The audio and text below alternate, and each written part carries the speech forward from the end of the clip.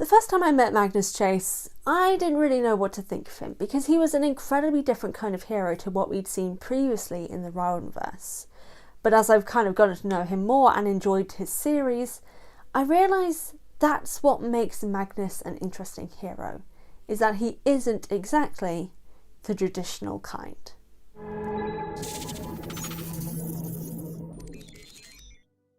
Now, Magnus is a different kind of hero in the Rowanverse specifically because though he is adept at fighting and, he has his sword Jack, he isn't exactly the offensive fighting sort of hero. He's a healer. And it's his healing abilities that are sort of the main staple of his character. It's the thing that ties closest to his personality. Even with Jack's sword, really he isn't doing much with the sword itself. Lots of what Jack does is kind of doing the work for Magnus himself. Though Magnus does learn to use a sword, he's still mainly focused on his healing. But what's interesting about Magnus is that his healing abilities aren't just what we think of in terms of healing, which is, medical sort of know-how and, making people better. It's different kinds of healing as well. And I think that's what leads to Magnus being this sort of non-traditional hero, in that he is someone who focuses more on the care of others than on, being a hero. And I think that's what fascinates me about Magnus, is because you don't normally expect this about heroic characters. So let's dive into this a little bit more. Now we know that obviously in the Rowanverse previous, the power of friendship is something that is a huge staple in the series. Like Percy being loyal to his friends is a huge part of his character. Grover caring about his friends is a huge part of his character. And though it's not actually in the series very well, the Seven are a friend group who, work together to help save the world. Friendships are there. But Magnus embodies this power of friendship throughout every single one of the books in his series. Even the final battle that he has with Loki is all about the very literal power of friendship. Him complimenting his friends, him talking about the incredible feats that his friends have done and how much he cares for them and how much he loves them. And doing that is what helps win the battle at the end of the day and helps, put off Ragnarok, the bad thing that we definitely don't want to happen. And it's that kind of shows to me the kind of person and kind of character Magnus is, which is someone who will literally go in above and beyond for his friends. And it is that power with his friendship that helps him be this hero. And even still, kind of not even really being the hero at the end of the day, because it's him and his friends working together that always helps save the day. It's never him really on his own until that very last book. But even still, his winning is completely based on his ability to build these relationships with his friends. And having friendships and having friends is a very healing thing to have. For example, whenever I see my best friends like Rosh and Chloe, I always feel so much lighter after seeing them. Like I could have gone 2 years without speaking to them in person, which obviously we have because Panasonic. But when I do finally get to see them, we just sit and we hang out and, we're taking the mic and we're just having a laugh. It feels like no time has passed. It feels like those 2 years didn't exist, that we're seeing each other as if we only just saw each other yesterday. And that's what I feel Magnus embodies as a person through his healing ability. Just being around him and just interacting with him and being in contact with him and the group he's formed is in itself a healing experience, because friendships are important and the power of friendship truly is the most powerful thing you can have. And Magnus is an example of this. Carrying on with this healing aspect, there is something that I only really started to think about recently, and it ties into Magnus and his ability to recognise what gender Alex is going to be identifying with that day. So obviously Alex is a gender fluid character, and depending on the day they can be using he, him pronouns or she, her pronouns.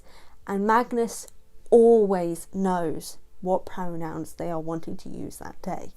And for me, that ties explicitly to his healing abilities, because as someone who has non-binary friends, who has trans friends, and even uses she, they pronouns myself, when someone uses the pronouns that you are comfortable with, the pronouns that you identify with, and validates your own experience by getting this right, it is an incredibly healing process.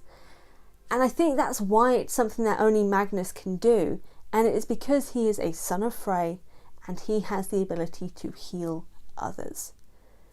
So knowing Alex's pronouns is the healing itself. Magnus is the sort of person that he is going to do what is right for you. He's going to recognize you. He's going to do everything in his own power to make sure life is as comfortable for you as it can be. For example, learning American Sign Language for Hearthstone. Like, it takes some time, but he learns it fluently enough that he can communicate with Hearth with no problems whatsoever, although the occasional when like Hearth is speaking a little bit too fast for him. But other than that, he learned that on the street. He learned that just from observing and not taking lessons, literally just communicating with Hearth. He learned sign language. And I feel that also ties into his healing ability, because recognising someone as themselves as an individual and their wants and needs is something that is incredibly healing. To have that validated and have that recognised and have the effort from someone else to, in the case of Hearth, to have Magnus go out of his way to learn this language and to be able to communicate with him. Just because he is his friend and he wants to be able to communicate with him and wants to make life easier for him than him having to struggle with reading lips and trying to understand and try and catch everything that that person is saying through lip reading. It is a very healing thing. I think it's another part that ties into Magnus as a character, and it's something that, though I didn't really think of it the first time, makes sense.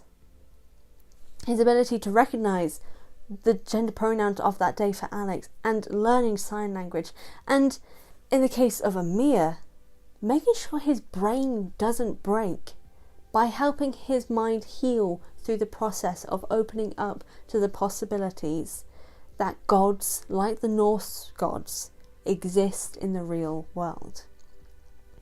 Everything about Magnus is all about healing.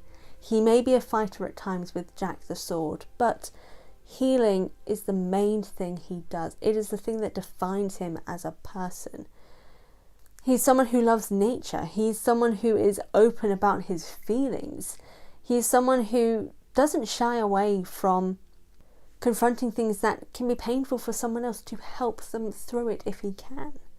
Magnus is a sensitive, loving, healing friend throughout all of the series.